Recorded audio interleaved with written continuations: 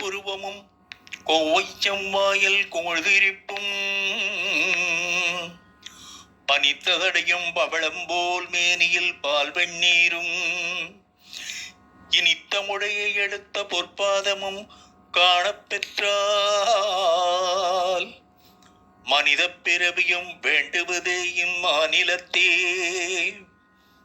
மனித பிறவியும் வேண்டுவதே இம்மாநிலத்தே. உலகெல்லாம் உணர்ந்து ஓதற்கு அறியவன், நில உலாவிய நீர்மலி வேணியன், அழகில் ஜோதியன், அம்பலத்தாடுவான், மலர் சிலம்படி வாழ்த்தி வணங்குவான்.